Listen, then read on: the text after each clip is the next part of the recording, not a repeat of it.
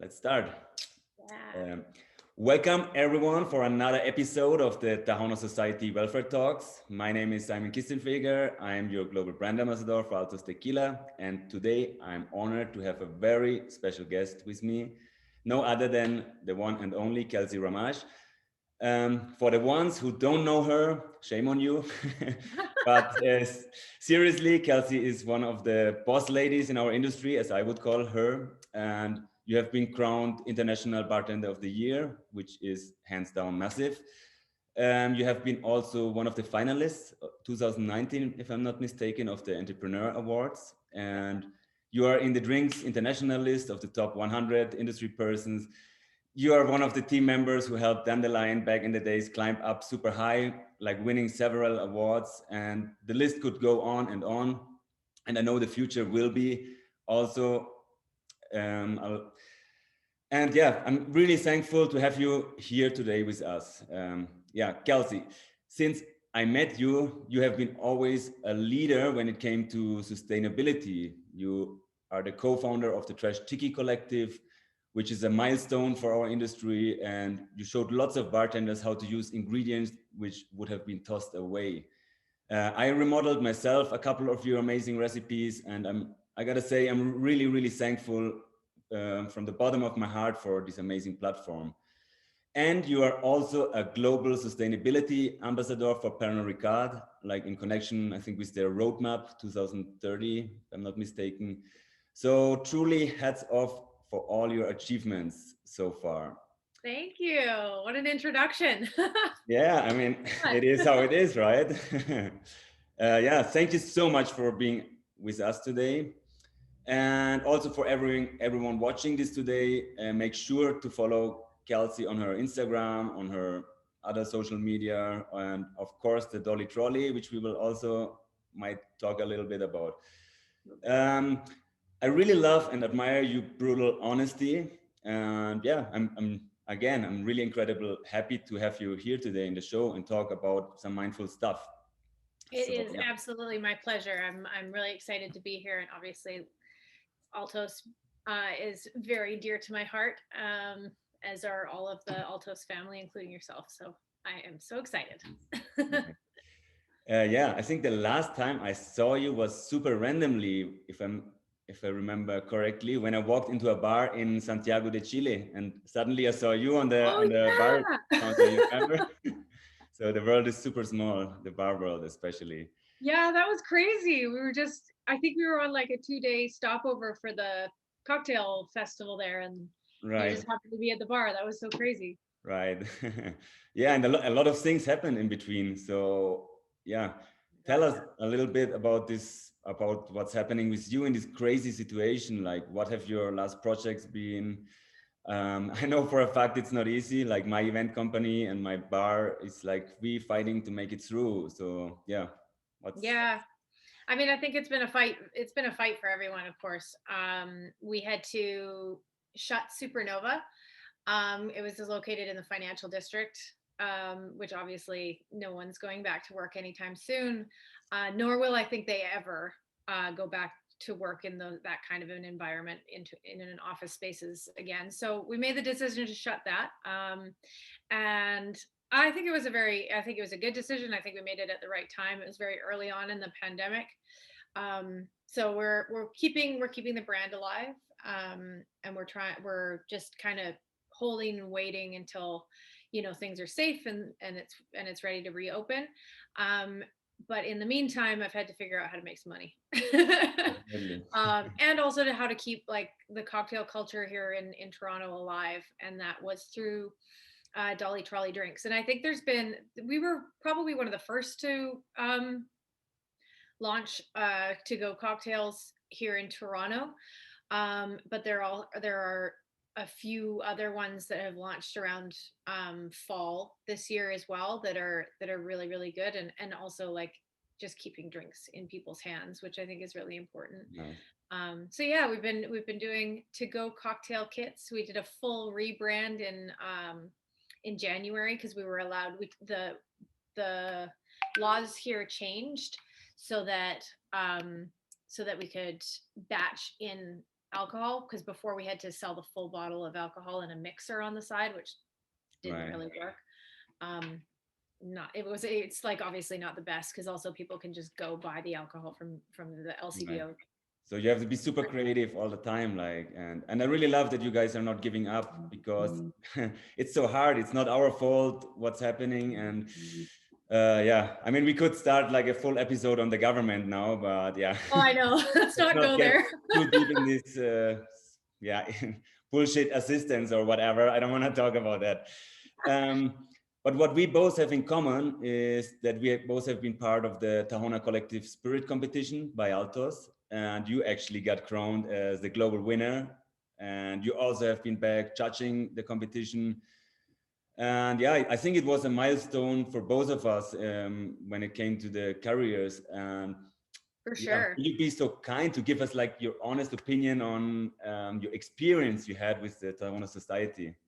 Yeah, well, I think it like the Tohono Society has changed quite a lot since 2016. It was such a I remember when I went to like create a drink to get into the final, and my peers at the time, which was at Dandelion, they were all like, this is a really great like entry level, competition. You should just go do it and see what happens. It's good practice. And then all of a sudden I was in the final, and it was crazy. Oops. Um, so yeah, and like, I mean, I know that you know this, but as soon as like you're down there and like you can feel the energy, and like the Altos family just kind of brings you in. Um, it was a pivotal time, I think, in both of our careers, where it was just like, bartending and like trying to learn and trying to launch our own stuff and things like that. So then Altos kind of like saw that in us and kind of scooped us up. And then the 3 years 4 years since then have just been like a complete whirlwind. But it just kind of, it stays with you, right? That feeling, you kind of always want to go back to. I mean, you're there right now for obvious reasons, but you always want to go back to that, right? Like, it's just this like Yeah. exciting feeling, and they've kept that, even though the competition itself has changed from like a cocktail competition to more of like um uh Yeah, like more of like more a encouraging bartenders to be more socially and environmentally sustainable. yeah. So just for everyone out there, like the winners of the competitions, they can develop their own projects to push the industry like into a bit more sustainable direction. Yeah. So at the time we competed, we had to do drinks, and now it's like a complete new style of competition, which is, in my opinion, amazing and the right way to go. Yeah, I think Um, it's been pivotal for our industry. Definitely. Yeah, like everyone out there, like make sure to check also our new homepage. There's all things around the competition and also about the platform. Actually, I've just seen you or your face in the digital summit when we have been at the distillery. There were the welfare series, and you had like an article about yoga. Actually, yeah. So actually, you will love the distillery now. The rooms at the distillery are ready, and it's amazing. So we can't wait to host you again I for know Megs Miller sent me like videos and photos when you guys were all in there having a tour, and I was like super jealous. It looks stunning in there compared to what it was. amazing. Yeah, like it's yeah, and it's just the beginning. Like it's an ongoing process. And yeah, to talk a little bit more, Altus is one of the leading brands in building like partnerships with bartenders for sustainable bartending. And Pernod Ricard actually got inspired by the Tahona Society collective spirit and by the green hustle of Absolute Vodka.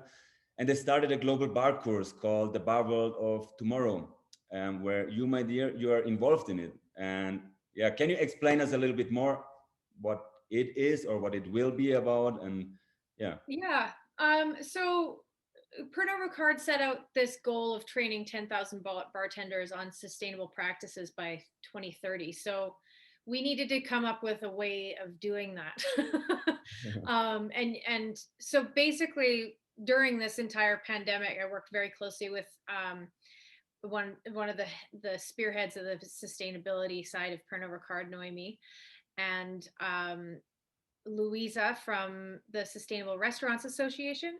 And we basically came up with not just talking about ingredients, but talking about energy usage and water usage, and using local farms and purveyors, and really like it's more all encompassing than just talking about ingredients, which is what Trash Collective's platform has been thus far. It really goes into kind of every single aspect, from human sustainability and Mhm. staff retention and mental health to energy usage, light bulbs, ice management, that kind of stuff. So it will be step by step, and it's definitely like not you don't expect bars to like be able to take on all of these things in one go, but it is a really good basis of education for sustainability, upon which bartenders and bar owners and managers can build their own sort of platforms for sustainability within their own bars. So Nice. hopefully we see some people taking tidbits of information away from there to So be able to use. is it like, so you mentioned it, it's like for bartenders, for bar manager, also maybe guys out of the industry, or is it like specifically It's focused? pretty bartender focused. Mhm. I mean, people outside of the industry could take it. I think it's free for anyone. But yeah, which is pretty awesome. And you can also deploy it to all of your staff as well. So it's not just for like owners management. There is a lot of information in there for bartenders and even servers and everybody. So yeah, but it is fairly like industry focused for sure. I really believe that is like the way to go in the future. Like, yeah, at the moment, lots of bartenders are out of work, and you need to keep going, educate, and yeah, also like digital, like as we spoke or before about like that is the new way to go. Like home office, it's I gone. know. I know. Uh, I haven't even left my house today. me neither, but yeah, it's true. Like so basically the whole platform is a free educational platform, and you have like different pillars or like on. Yeah, so I think it goes into everything from like ingredients, and then looking at local produce and farming and agriculture, how to source. It goes into distilleries and energy usage in distilleries and how to choose brands. It goes into like staff management and how to keep mental health and a detachment from the workplace, because I think as bartenders we are used to working quite long hours, and we're used to that like almost kitchen-esque military sort of mentality that we want to start moving away from, and Right. making sure that people are like taking care of themselves, because those shifts can be quite long, and we need to make sure that we're healthy and able to keep up. And then yeah, it goes into like a little bit of like energy usage, ice usage and stuff like that. So it is really like there's quite a few pillars included. There's quite a lot of information there. Yeah, I can imagine it's a lot of work, like to have all the thoughts into it, but amazing. It's really an amazing project, and I think you're absolutely the right person to push it. Are there any other bartenders involved, or how is the Not yet. There were a few bartenders that we got to help us communicate the different languages that's Right. available in. So it's available in 6 different languages other Oh, than amazing, English. amazing. So we got bartenders from kind of all over the world to do a little like video in each of their languages. So there's 6 different languages plus English that it's available in. Super cool, really. Yeah, like more and more brands are switching to these sustainable practices, and definitely you are one of the leaders who show us how essential it is. And yeah, I mean, in the whole, in the name of the whole industry, I really salute you for that. And you actually made it look cool to fight for our planet. Where is actually the drive to help others come from, or the nature? Like, I think you know what? I think it was from a very early age. I lived in a small town when I was a kid. Kind of grew up in a place where we were right on a lake. We were like at the base of a mountain. It was a really beautiful place to grow up, although very small. It Yeah. It so it like, you just recycled as a part of daily life. There was a recycling plant in the town.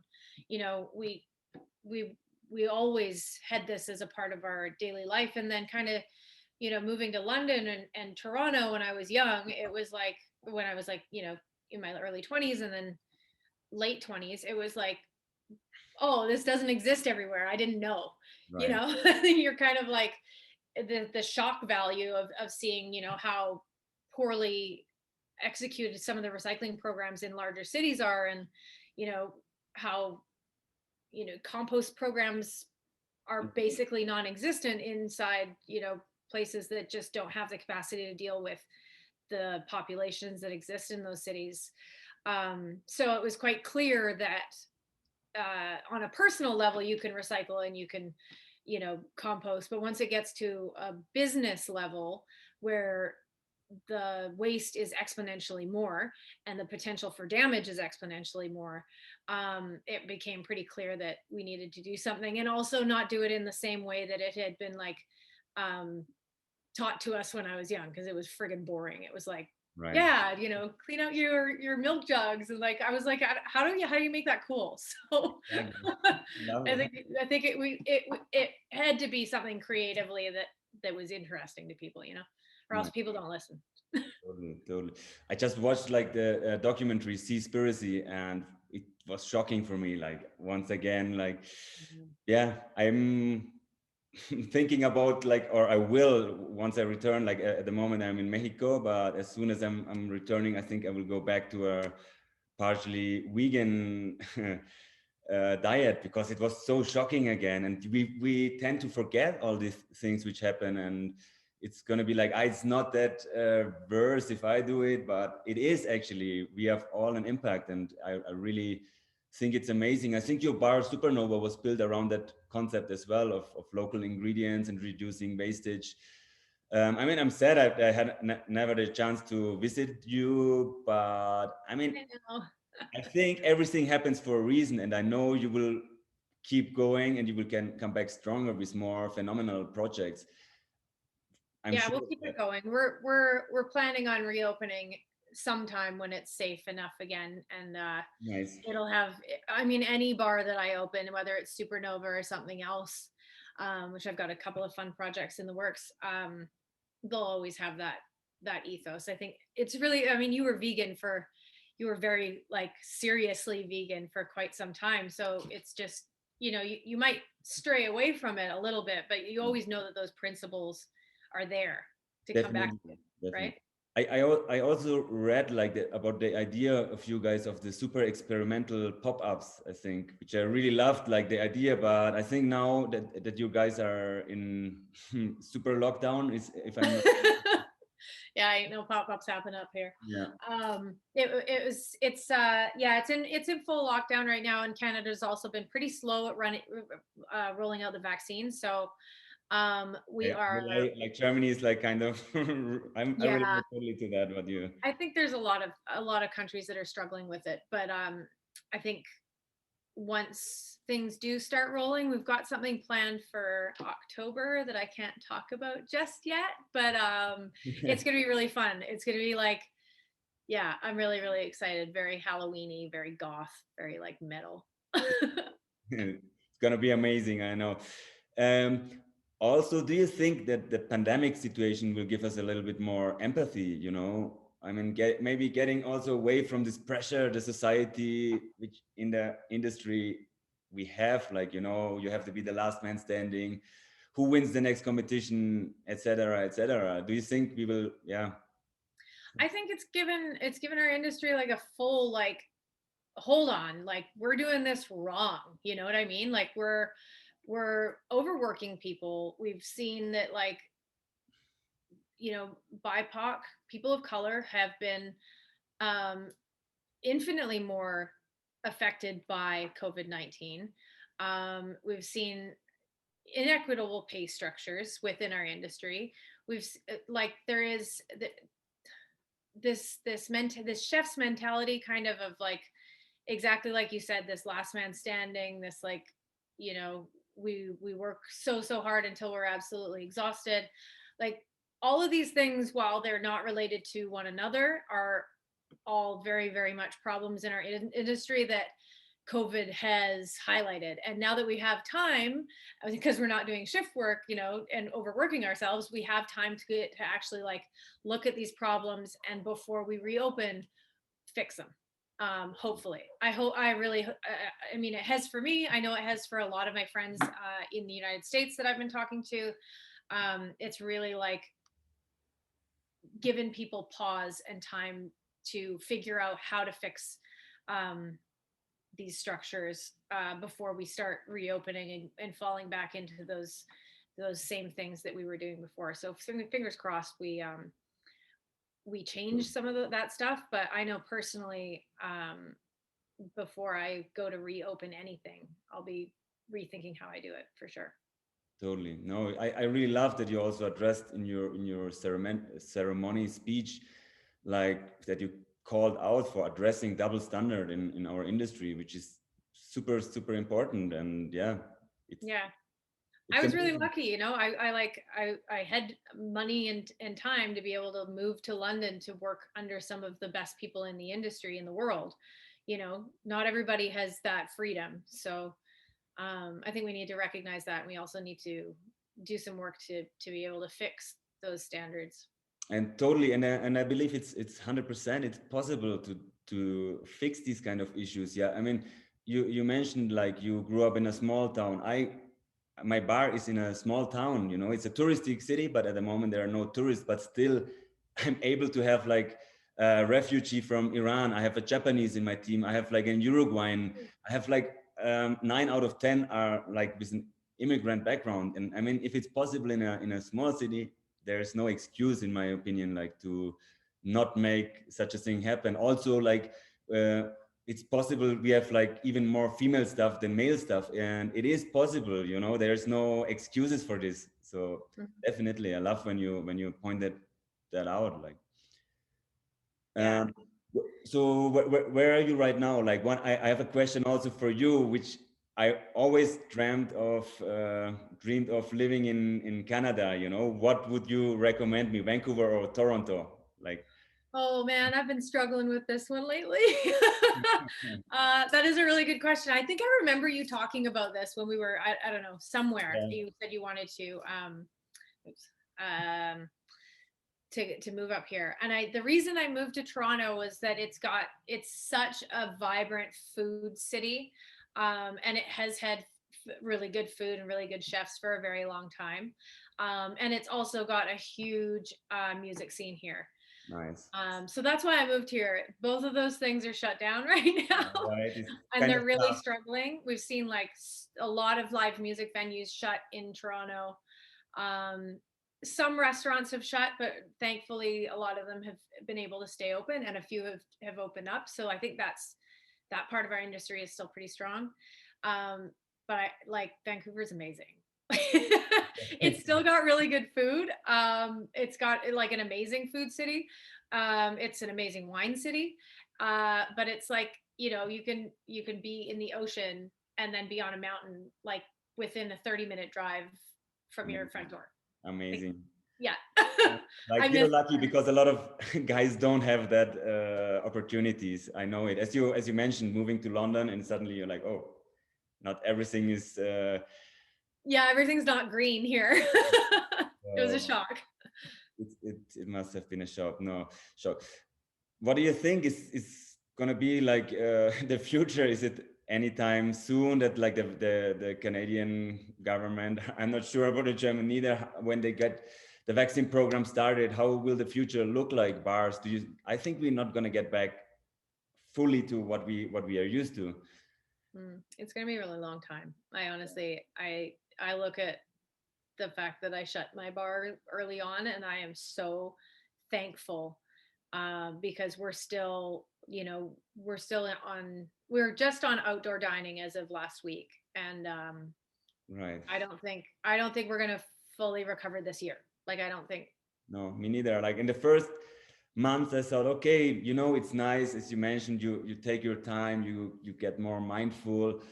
But after a while, I can say I really miss the emotional parts. Like we are delivering emotions, and yeah, my soul Yeah, cries for that. Like that place, the third, uh, the third connection point, or how should I say? Yeah, it's really totally. tough. And It and I feel like a year in, we're all just like, okay, it's enough. I miss being around people, you miss that, like, even just being able to quality check a drink, sending it out in a bottle and not hearing anything. You're like, I don't know, was it good? Do you guys like exactly. it? Does it suck? Like, I want to know.